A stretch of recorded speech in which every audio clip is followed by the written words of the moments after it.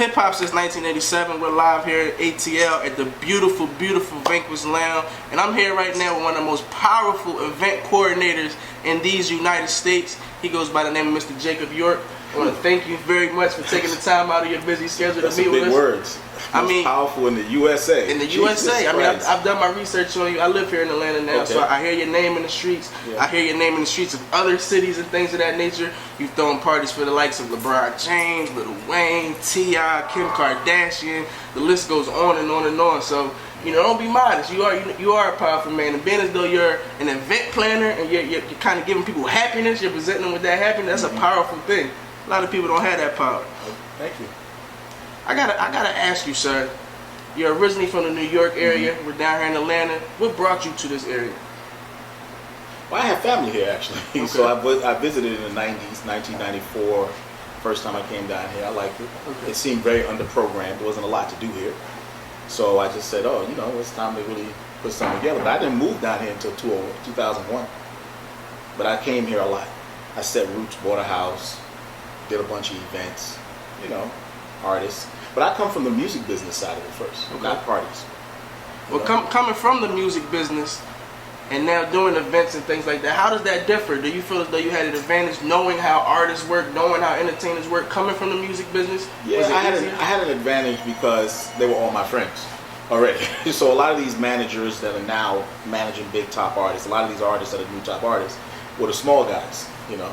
And so I always looked out for them and was cool with them. So I have an access that gives me an advantage, which is it's kind of an unfair advantage because other people can't get access to the talent the way I do. So I win because of that. But you know, that's neither here nor there. That's all relationship, you know. But yeah, it gives me a little bit of an advantage, yeah.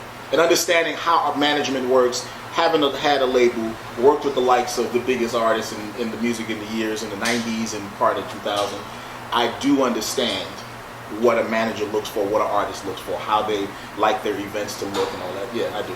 Now, what criteria do you normally follow when you're hosting parties outside of your city? You know, you're here in Atlanta, this is where home is now, but whenever there's an all-star event, whether it's Orlando, Houston, your name is there. CIAA, your name is everywhere throughout Charlotte. What strategies or techniques do you use when you're throwing events outside of Atlanta? No, I'm just joking. See, what it is I believe, this, like I just was doing this interview earlier and I was explaining this to a magazine. I was like, the problem with a lot of promoters is they're insecure people. So what they do is they don't believe in the next generation, the next guy, helping the next guy up. They don't have that mentality. They think, okay, the way I'm going to maintain control is to eliminate competition. I don't think like that. I believe in the next level of people. I believe in the next guy. So if I go into Miami and I'm ready to throw a party, I'm going to pick up my phone, I'm going to call my childhood friend from Headliners and say, hey, listen, I have the artist, I have the venue, but you have a certain audience, I have a certain audience, let's work together.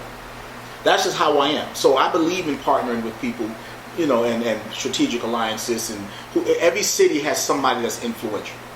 So I'll deal with that person, I'll bring them into the fold, whether it's a young lady who may know all the top basketball players, whether it's a young guy who may run around and know all the women, you know, the hottest girls. Whatever it may be, I'm going to tap into that person and I'm going to say, hey, listen, let me bring you into my, you know, organization, or we'll work together on this. And next thing you know, they're bringing with that. They feel like somebody is giving them an opportunity, so they go hard for it.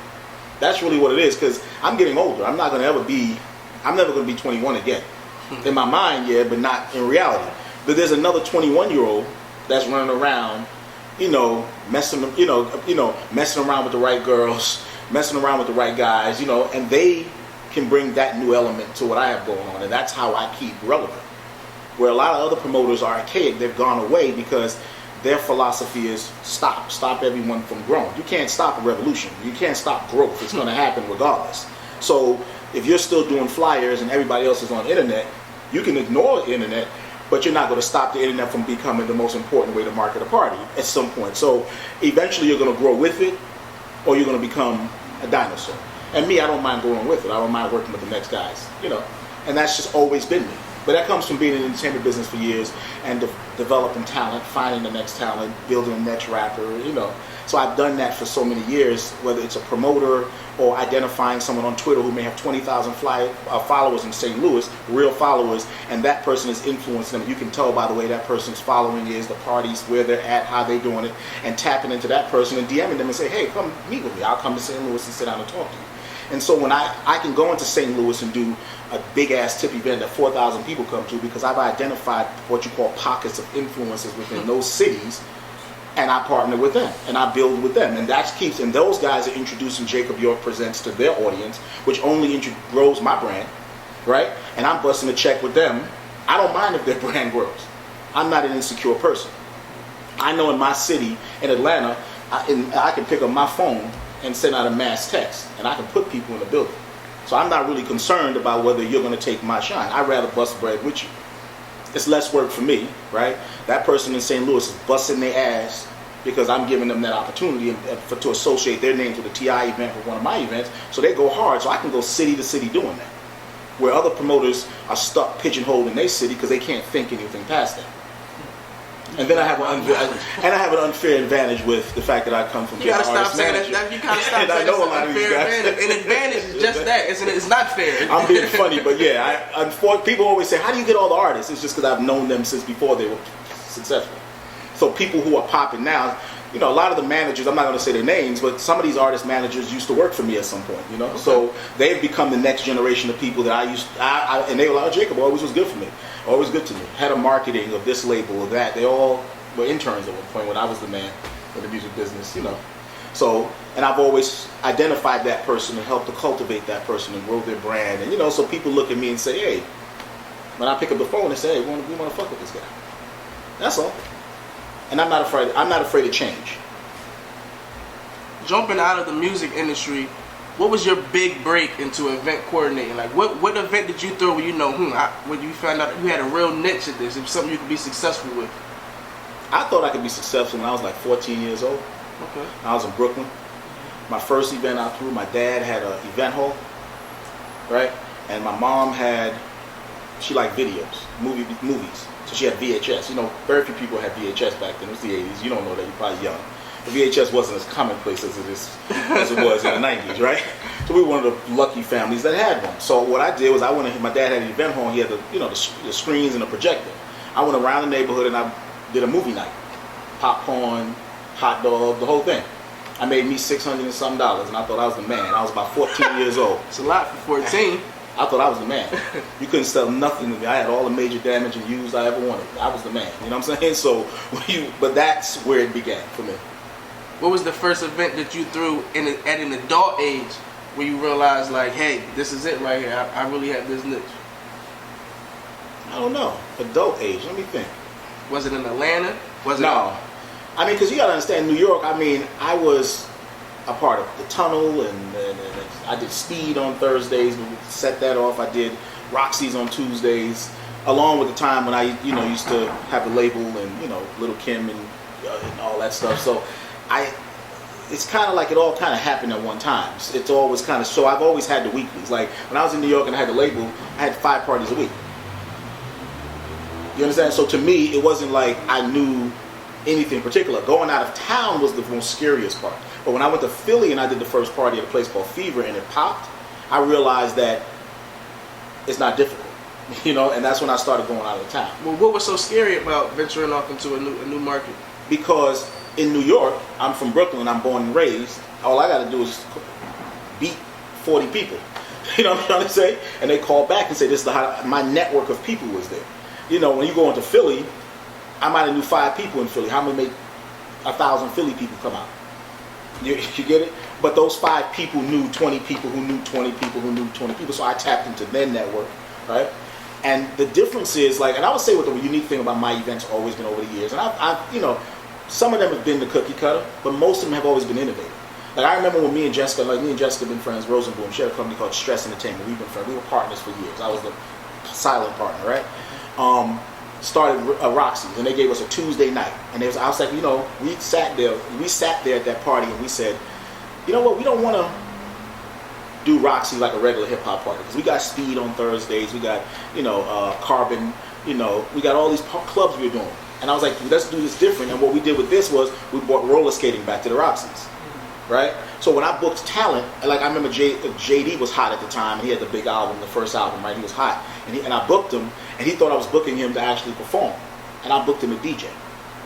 You know what I'm saying? And I booked him to go DJ, and Jess was like, we all decided to let him DJ, and that's the shit we did there that brought everyone to the party, because it was about the next experience of things, not just I'm gonna book an artist and put on. No, we didn't do that. It'd be like, oh, okay, you got Q-Tip coming, he's hot with the Vibrant Thing record. Let's have him DJ. You understand that? Let him do a roller skating competition. Those are the things we did. We gave experience to people so that when people remember the parties, not only was it packed, we had fun. And what made me want to do parties in Atlanta was because when I got down here, people partied here. New York had lost that appeal to party. People partied still in Atlanta. I mean, that changed a lot over the years, and that's what I'm trying to bring back to the city. But people partied here. When I say every party you went to, they sweat their shoes off, and that was a cool thing about the party. And to me, it still was under-programmed. Like, you didn't have a lot of things for them to do. But when you went to the Frozen Paradises and you went to Illusions or you went to any of those clubs, you walk in there, it was from 10 o'clock to 4 in the morning, they was partying. And that's what I was missing out of in New York, that we lost at a certain point, people partying. It became a cookie cutter. People showed up and just kind of stared at the wall, screwed each other down. That's what you ran into. And here I came down, I was like, wow, these dudes is 4,000 people popped, dancing, In a little shack. Or even no matter what it was, they were enjoying themselves, suited and booted, dancing, sweating their shirts off. And I was like, you know what, I want to throw parties down. And the first party I did was at a Swatch place down here called Illusions on a Sunday, because they didn't have parties on Sundays. So they were like, they told me, they said, we don't do parties, so I think we could do a Sunday night party, because obviously I'm coming fresh off working with, Jess and the Tunnel, so I'm like, you could do a Sunday night party. It popped. It was crazy. The party was crazy. Yes, for those of you who have not been in the South, or underneath the Bible Beltway, as they call it, Sundays are locked down. Nothing goes on Sundays. Chick-fil-A is closed, church is out, nothing goes down. There's no alcohol sold, nothing. Nothing goes down in the South on a Sunday. Yeah, they didn't register. Bible Belt didn't register partying on Sunday. So when I did it, it was like boom. And a couple of other people did it afterwards. I mean, I didn't have a problem. And what's funny about me is I don't really care about who innovated it. I smile at stuff like that when I sit back and I see ideas, because when I saw them using, not like me, I called Jess, because Jessica was really, I would say, like, modern event. She really was the person that kind of like gave me a different perspective of modern party, hip hop party. And for a Jewish white woman that no one really quite gives her credit, because she wasn't black in black hip hop, she was the one that really said, hey, this is how parties should be. And she really taught me a lot about the whole event promotions side of it, But her being a Jewish white woman, she could get into the clubs. Me being a black guy, I could be the face of hip hop, what I mean? And that's why our marriage for those years in producing those events were great. Shout my hip hop since 1987, niggas. Hip hop since 1987.com.